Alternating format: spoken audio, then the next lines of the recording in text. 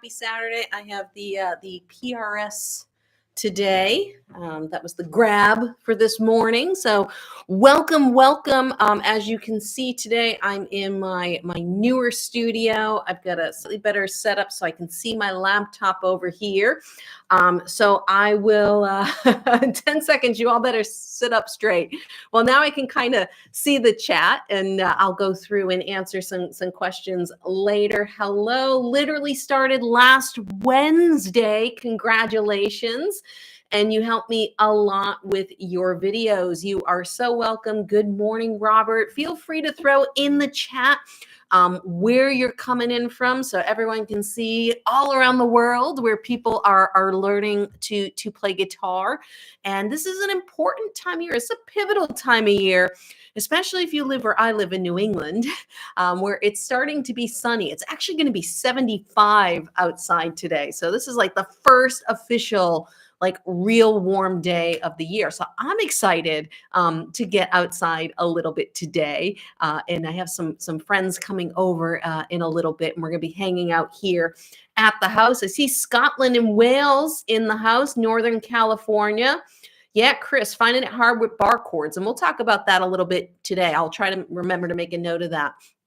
But this is the pivotal time because the warm weather's coming, and instead of being inside practicing, we tend to want to be outside. And for a lot of people, it's that time of year where they start giving up or quitting the guitar. You know, the New Year's resolutions have kind of worn off.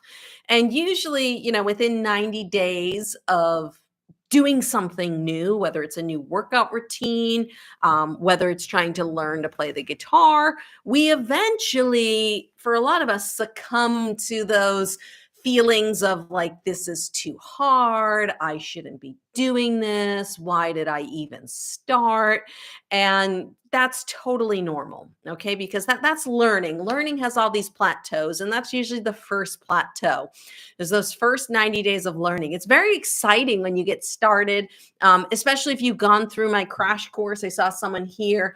I see Pennsylvania and Illinois in the house. Hello, hello. Someone mentioned they just started playing last Wednesday, and if you've gone through my crash course, I have a free crash course over on my website, laurenbateman.com. If you've gone through that, you can see how fun it can be to learn to actually play a song. Okay. And it's exciting. You know, one of the first songs I teach is Horse with No Name, and it's usually very simple. It's like, mostly two chords and a bunch of down strums, but it gets you excited because you're like, oh, it sounds like music, it feels like music, and it gets you excited. And then you start learning other stuff. You start learning C chords and D chords and G chords, and then you start learning how to do up strums.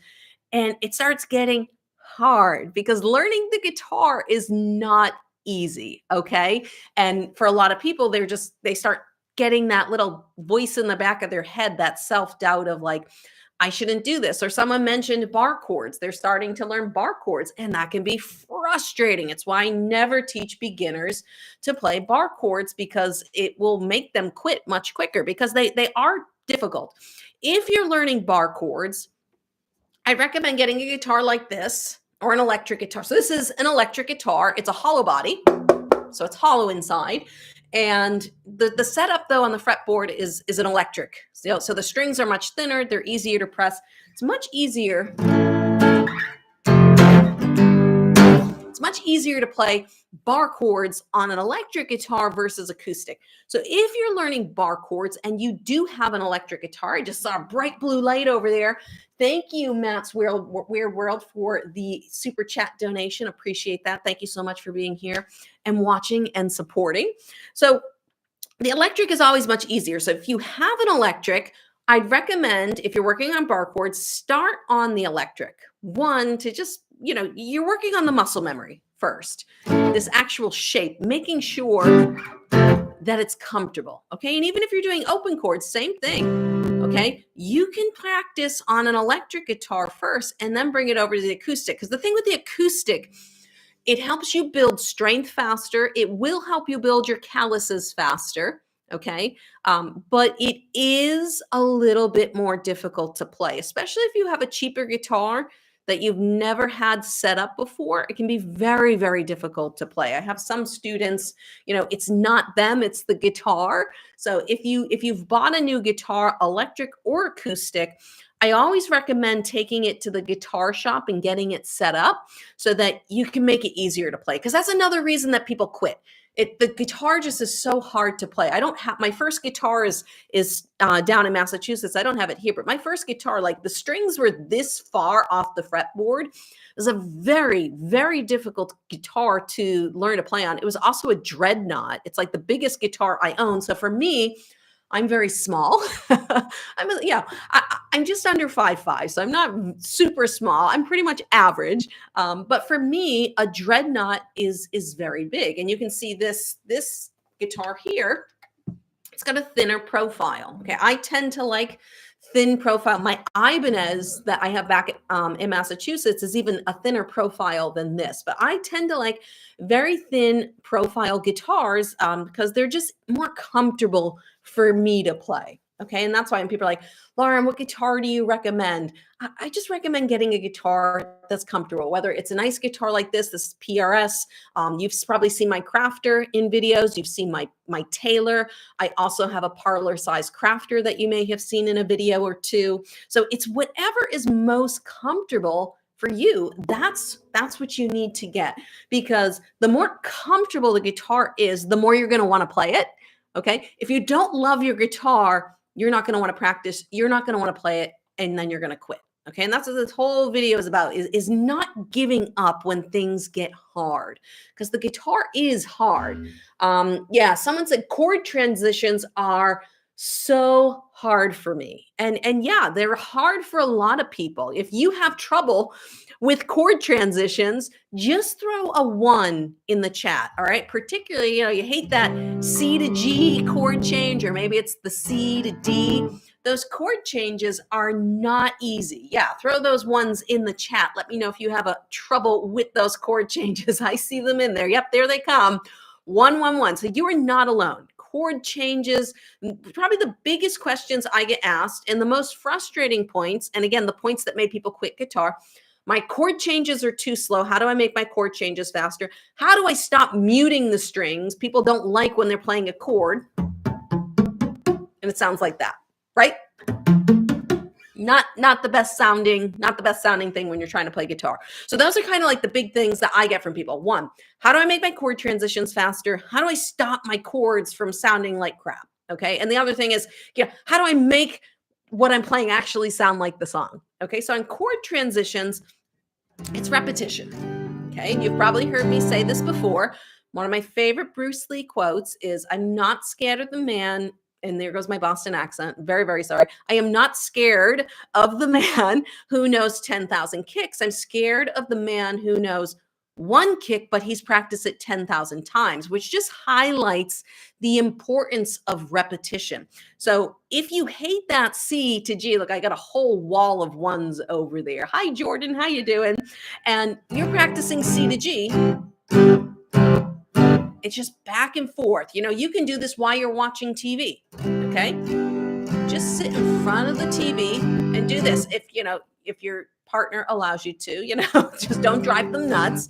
Okay. But just go back and forth with these chords, and eventually they are going to smooth out, because speed comes from relaxation. Relaxation comes from experience. Okay. So remember the first time you were trying to learn to ride a bike or drive a car, it's very awkward. Your motions are usually very jerky. If you're on the bike, the bike's doing this when you first start because you don't have enough speed. You probably got your training wheels on.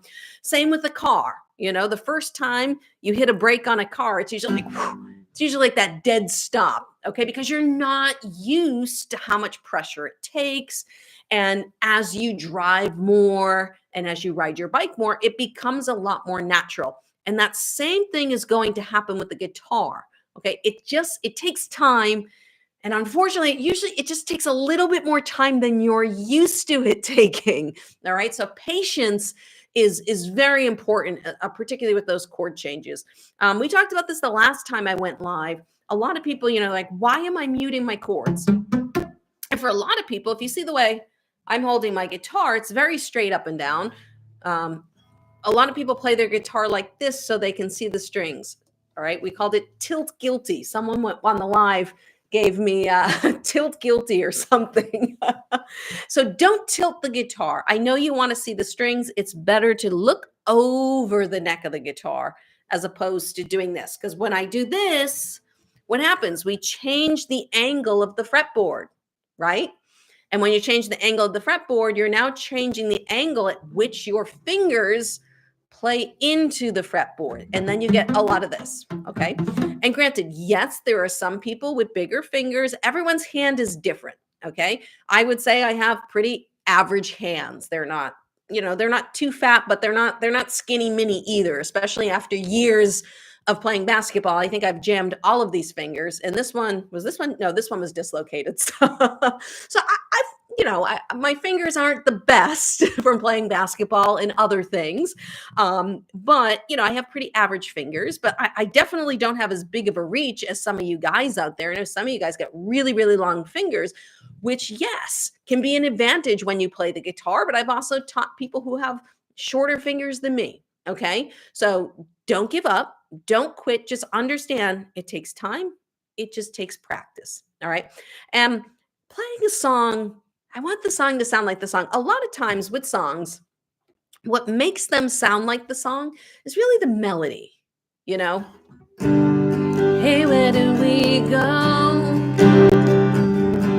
Days when the rains came. So if you take something like Brown Eyed Girl, if I was just strumming the pattern,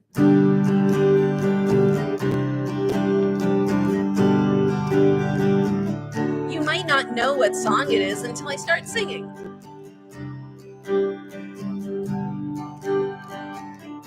Okay, there's probably a lot. I can't think of any off the top of my head, but there's probably a lot of songs that use that same chord progression. Okay, and if you just strum a song, it might not sound exactly like the song, especially in the beginning, because you might not have the really intricate strumming patterns to make a song really come to life. Even Horse with No Name, when we start in the beginning, it's just very.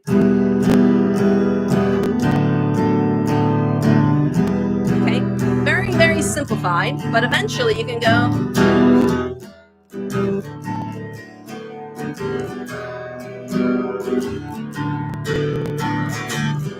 So eventually you can make the song come to life a little bit more. But when you're first starting to play the guitar, you can feel a little limited. And again, don't give up. Keep going. I find people quit because they focus so much on what they can't do versus celebrating what they can do.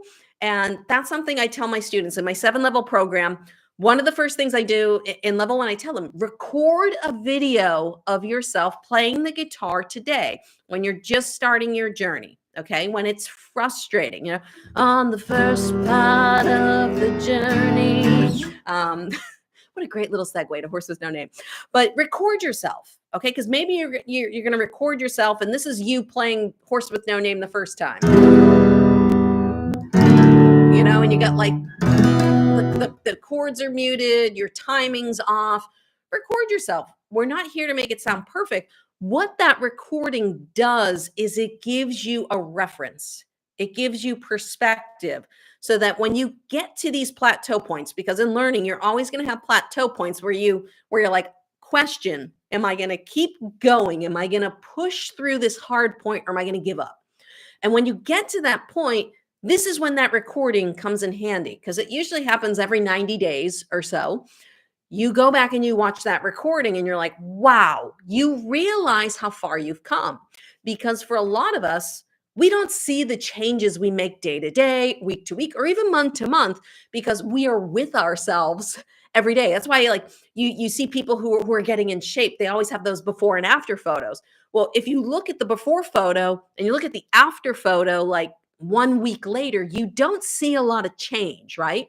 That's why when they do those before and after photos, they're usually like 90 days down the road, because over the course of 90 days, you can see a lot of change. Over the course of an entire year, it's like a total transformation. And the guitar works exactly the same way. So if you haven't made a recording of yourself, You don't have to share it with anyone. It's here for you. Just, if you have a phone, just record it on your phone, keep it on your phone.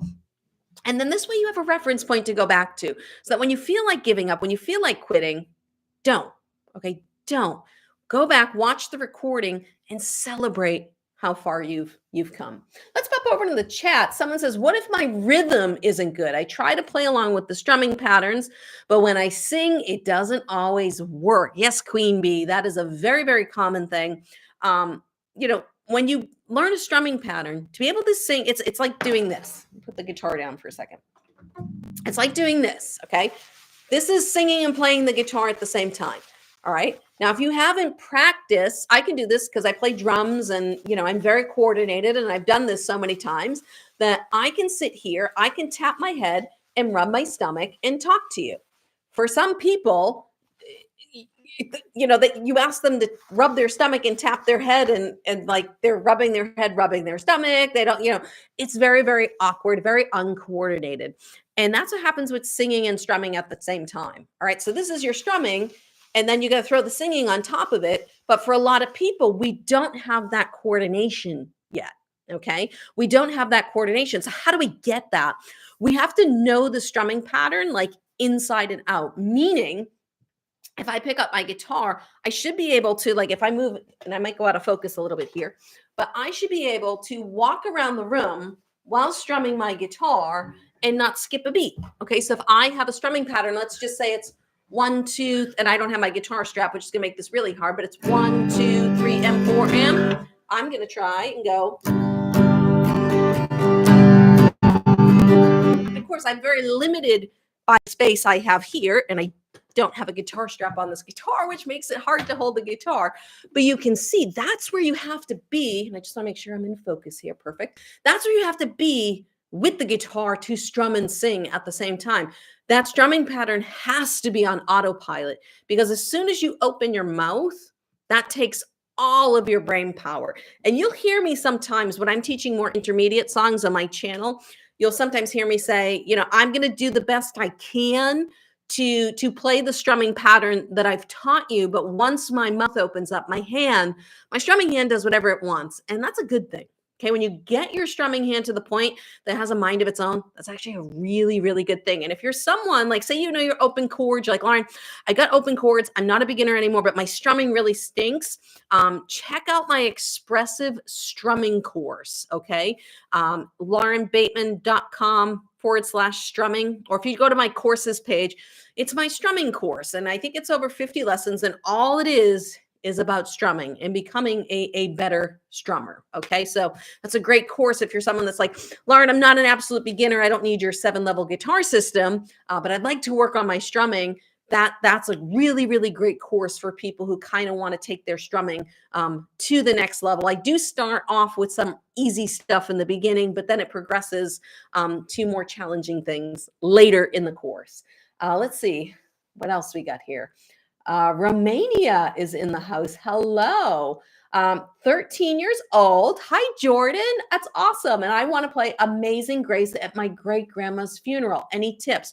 Jordan, one, very, very sorry to hear about your grandmother, and what a wonderful gift to be able to give that for her funeral. I have 2 tutorials on YouTube here for Amazing Grace. Okay, so I would go to those tutorials. I would use this. I have one where I strum and one where I pick, depending on your skill level. If you're just a beginner, I would just keep it simple. And you might just want to strum one chord. Amazing grace, how sweet I think it goes to the sound, okay, that saved a wretch like me. So you see, sometimes, especially if you're just a beginner, and that's the great thing about Amazing Grace is it's a ballad, so you don't have to be. It doesn't need a lot of strumming, so just take it simple.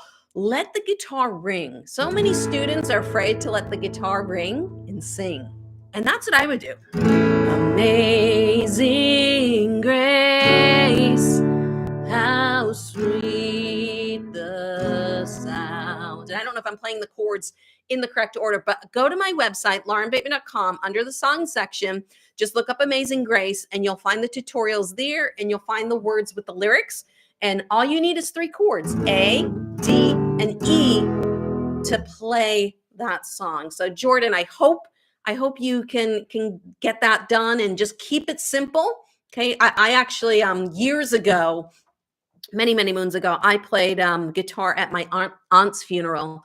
I actually played a song that I wrote for her that's on one of my albums called Guardian Angel. And she asked me, before she passed away, she asked if I could play that song at her funeral. So it's not easy to do that, to get up on stage and sing a song, especially, when you've lost someone that you love. So good luck to you. I hope it works out, but definitely go check out those tutorials, Amazing Grace, on my YouTube channel, and hopefully those will give you some tips and ideas, as well as what I've said here. You're welcome so much. Thank you for asking. Don says 62 years old here, and thank you for your service and support. Appreciate your service and just learning to play. Oh, well, you're welcome so much, Don. This is just what I love to do. I love to teach. As you can see, I have young students, I have older students, and it's just so much fun. Teaching guitar really is a passion of mine. And I really just love helping students have those aha moments, or more so when they finally realize that it's possible and that they can do this. And that's a big part of my teaching, even in my in-person studio. It's about developing confidence in students as well, that they can do this, that this is possible.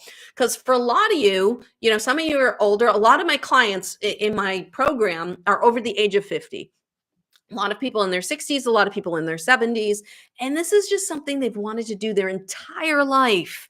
But, stuff gets in the way. Okay, you have kids, or a lot of you, went into the military.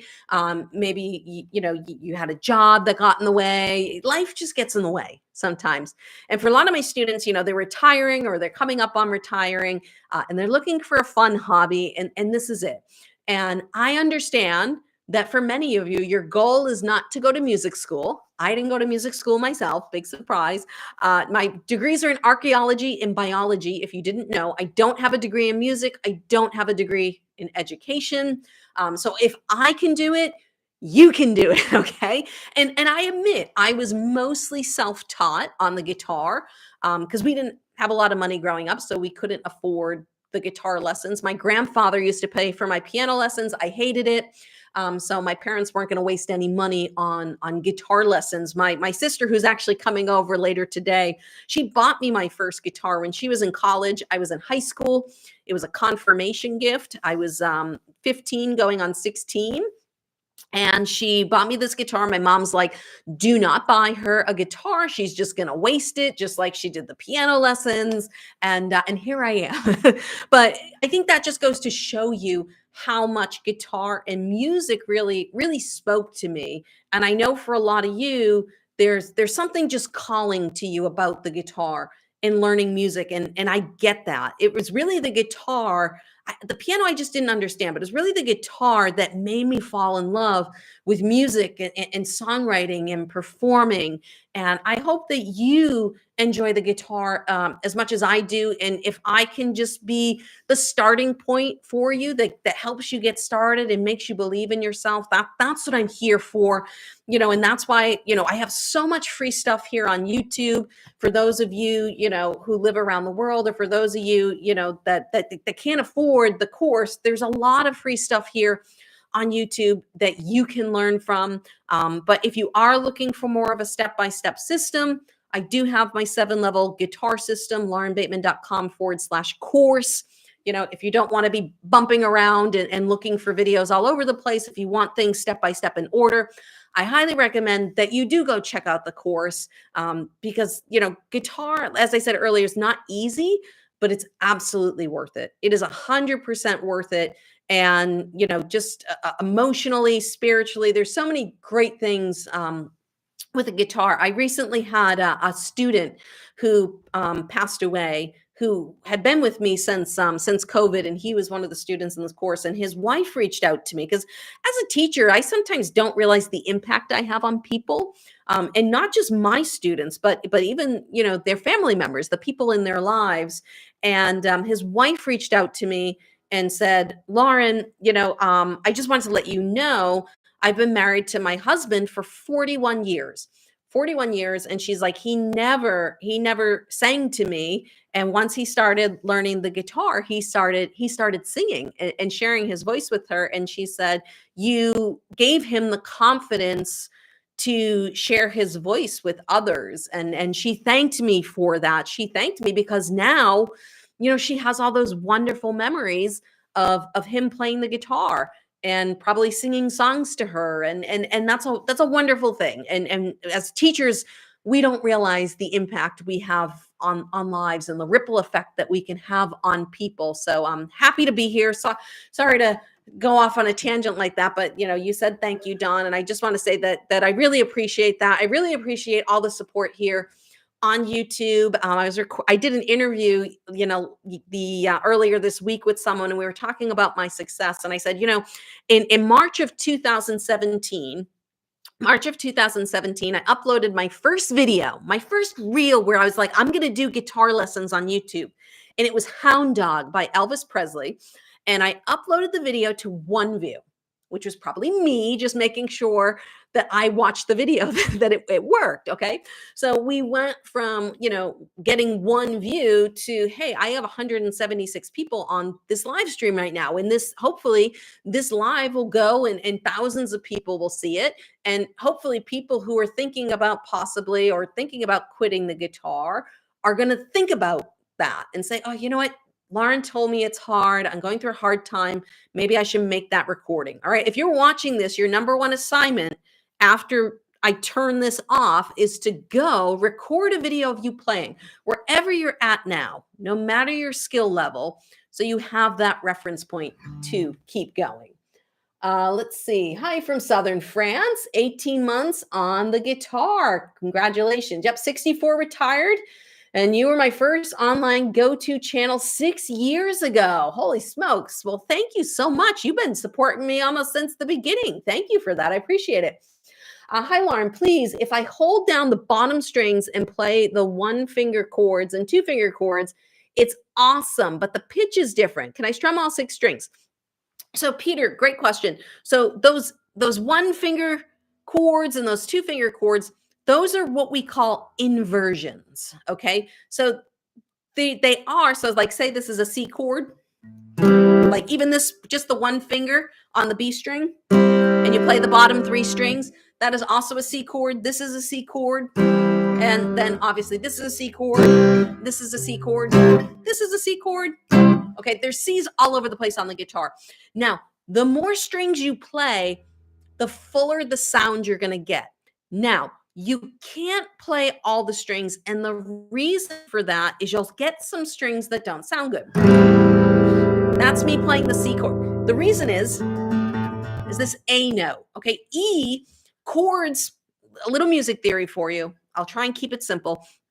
Chords are or most of the open chords you're going to learn are what we call triads. Okay, they're made of 3 notes. That's basically, how do I know it's a C chord? Because it has 3 notes. It has a C note, it has a G note, and it has an E note. Sometimes it will have 2 C's, 2 E's. Sometimes, it'll have 2 of each. Okay, it just depends on where you're playing the chord and how you play it. But as long as there is 1 C note, 1 E note, and 1 G note, it is a C chord. That's why this 3-string C with just your first finger on the B string at the first fret, we have G, C, E.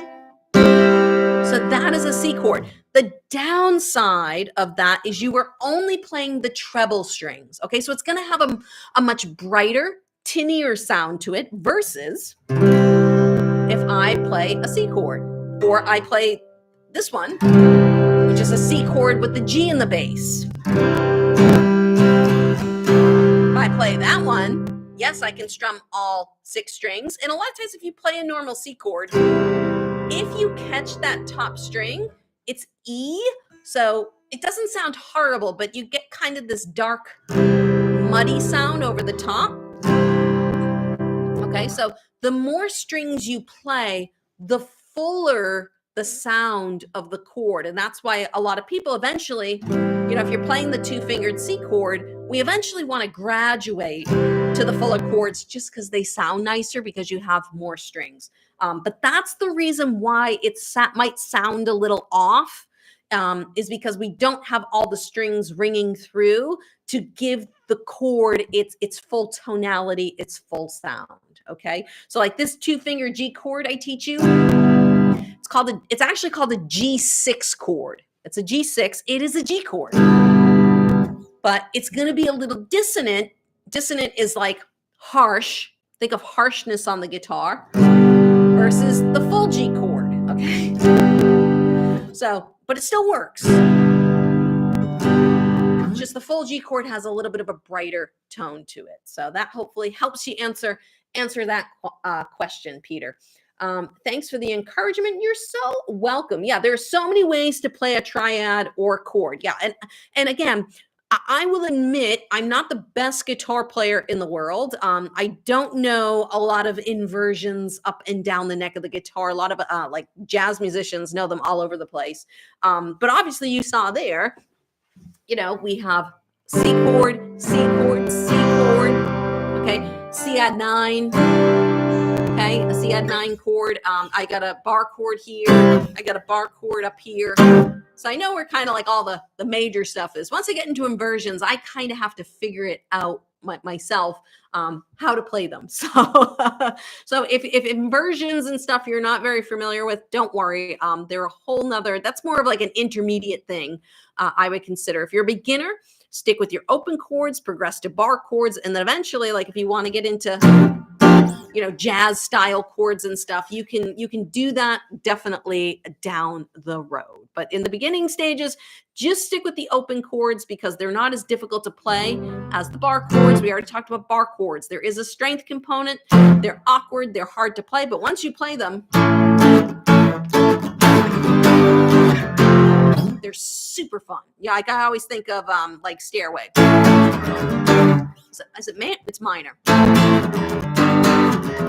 And then it goes to E or F. I haven't had enough coffee this morning to remember, but yeah.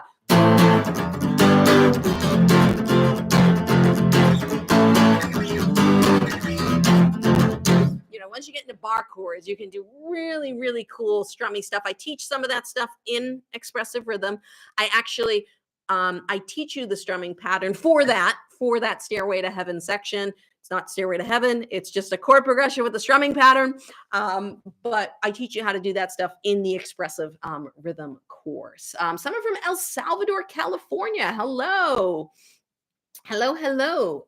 And Lauren, my husband is wanting to learn guitar now. He has watching your teaching videos and practice, and he wants to play. Oh, that's exciting, Missy. Yeah, you guys can learn and play songs together. And it's really cool if you have someone to practice with, because then you can get into doing like partner stuff where one person plays a capo much higher. There's lots of cool things. It's always fun to have someone to practice with. Someone says, any tips for stiff fingers? Sorry for repeating my question. That's okay.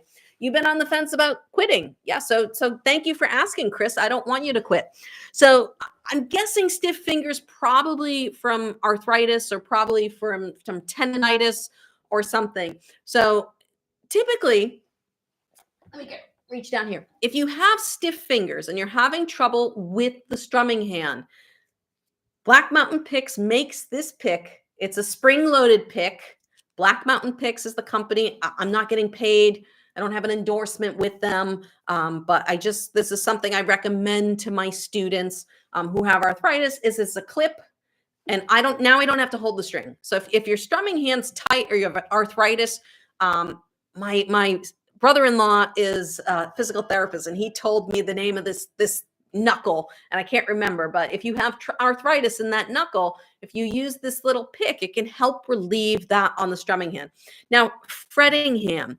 With stiffness, the biggest thing is movement. So sometimes, I tell people to warm up with the spider exercise. If you have arthritis, sometimes the best warm up is literally that, a warm up.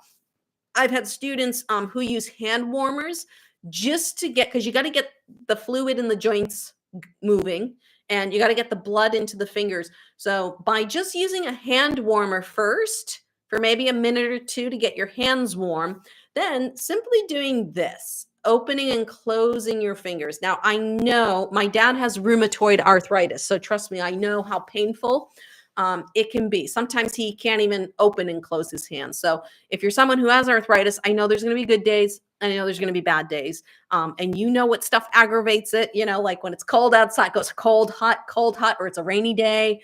Weather can definitely have an impact. So on those good days, warm up your hands and just start by opening and closing your hands. And you might have to start by doing this. Okay. You might not be able to fully clench your fist, but just start by moving the fingers. All right. And as they start warming up, increase the range of motion as much as you can, then jump over to the guitar. Okay. So your warm up might not be a spider exercise. Okay. Your warm up might be doing this, warming up your fingers, or just putting them in warm water. You can put them in warm water, get a warm cloth, face cloth, put some warm water on it. And then it's jumping into your practice. So if you're someone who has arthritis or you have stiff fingers, that would be my recommendation. Yeah. It's more on the fret. Yeah. The fingers won't bend well.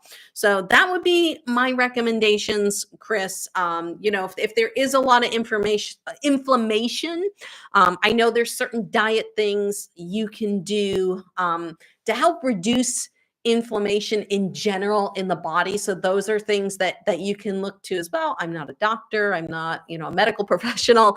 But I do read a lot of books, and there are things, especially for arthritis and inflammation in the joints in the body, supplements and stuff that can help too. So maybe talk to your doctor about that if you have someone that you're working with currently. Let's see. I learned about crescendo the other day from your video. That is so much fun. I'm learning so many cool things. Yeah, dynamics is great. Just having that, because most of us, when we start, our playing is like one level, and then we learn how to make things loud and soft and get a little bit more exciting.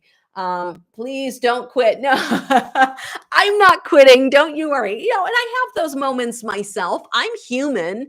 Sometimes I'll be like, oh man, I don't want to make a video today. Oh, I got to make a video. I have my ups and downs too. So don't worry. I'm not quitting anytime soon. I'm here. I'm more here to keep you guys from quitting and provide you a little motivation, because as we see in the chat, there's a lot of people who, are questioning, did I make the right decision? Am I talented enough? Am I too old? Is this possible? Doesn't sound right. Is it not supposed to sound right? So my best advice to you is to be patient with yourself. Be kind to yourself. This is not easy. It does take time, and just trust the process. All right. As long as you have a process, you can trust it. And if you keep showing up every week, I promise by next year, you're going to be way better than you are this year. Okay. A lot of times our timeline is just too short. People are like, how long have you been playing the guitar? 30 days. I stink. Okay. Yeah, I would expect that. And guess what? You're going to keep stinking for another 6 months. So you better get that out of your head. I have a video on here. One of my teaching friends, he used to say, embrace the suck. And I have a video. See if you can find it. Go watch it after this video. It's Lauren Bateman, Embrace the Suck. And it's letting you know it's okay. You're going to be crappy. You're a beginner. If you did not stink, you would be called a prodigy. Okay. And prodigies are very rare. Okay. So accept that you are not going to be Eric Clapton overnight. You're not going to be Jimi Hendrix overnight. You're not going to be John Denver, Tommy Emmanuel, Johnny Cash, whoever your person is that you look up to and want to play music like. You are not going to be that person in 30 days, 60 days, 90 days, not even in a year. Okay. But maybe in 2 or 3 years, you're going to feel so much better about yourself. So don't quit. Don't quit too soon. Okay. There's a saying, or there was a book, it was called 3 Feet from Gold. Okay. You could be 3 feet from gold. You just got to stick with it another 30 days or another 60 days, and you're going to have your next breakthrough. Okay. So when those plateaus come, watch that recording make another recording. This way you can see your progress over time and just know that you are getting better. There's nothing wrong with you. You can do this. I believe in you. I hope you all have a wonderful weekend and a happy Easter if you celebrate. I'll see y'all in a lesson video real soon. Thanks, everyone. Have a great day.